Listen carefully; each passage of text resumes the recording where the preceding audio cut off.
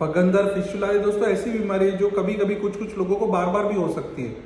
तो जब फिस्टुला की ट्रीटमेंट की बात करते हैं तो अक्सर मेजोरिटी लोगों को हम सर्जरी एडवाइस तो करते हैं, लेकिन आपके सवाल में एक डर, एक ख्याल या फिर आपने सुना है कि आपके रिश्तेदार को, आपके दोस्त या परिवारजनों को फिस्टुला की कभी कुछ ट्रीटमेंट की थी और वो ट्रीटमेंट फेल हुई थी, उनको ऑपरेशन कराया लेकिन फिर भी मरीज को वापस फिस्टुला बगंदर हो गया। तो दोस्तों कौन से फैक्टर्स है जिसके कारण फिस्टुला बगंदर बार बार हो सकता है? क्या आप ऑपरेशन कराते हो तो 100% गारंटी कि आपको ऑपरेशन के बाद फिस्टुला नहीं होगा?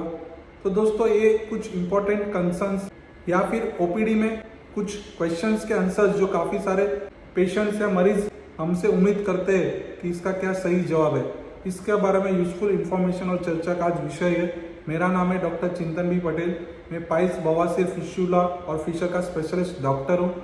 आज हम जानने वाले ऐसे 4 फैक्टर्स के बारे में जिसके कारण फिस्टुला बगंदर बीमारी वापस हो सकती है, या फिर कौन से परिबल है जिसके ऊपर निर्भर करता है फिस्टुला की ट्रीटमेंट या उसकी सक्सेस रेशियो।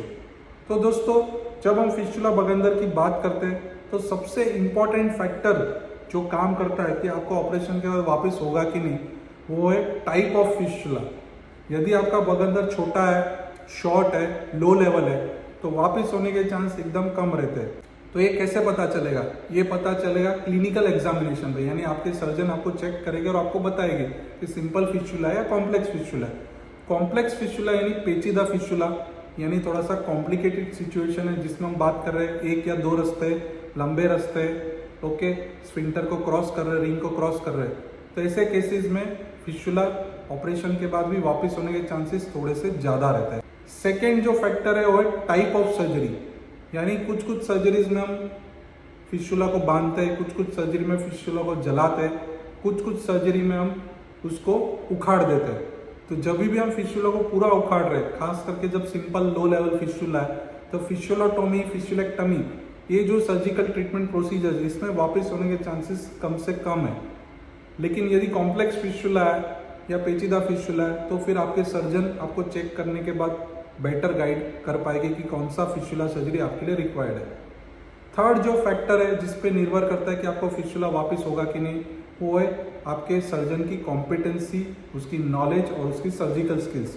यदि आप फिस्टुला सर्जरी एक हाईली एक्सपीरियंस सर्जन, एक हाई वॉल्यूम सेंटर और उस सर्जन का एक्सपीरियंस, उसका नॉलेज, उनकी स्किल्स अगर काफ़ी रिजनेबली गुड है तो फिर आपको सर्जिकल ट्रीटमेंट का रिजल्ट अच्छा मिलने की कोशिश ज़्यादा रहेगी। चौथा फैक्टर जो है वो है अंडरलाइंग रीजंस। ये फिस्टुला होने का क्या कारण है? आमतौर पे सिंपल क्रिप्टोग्रैंडुलर इन्फेक्शन, यानी आमतौर पे कोई सादा इन्फेक्शन हो गया रहता है जिसके कारण फिस्टुला होता है।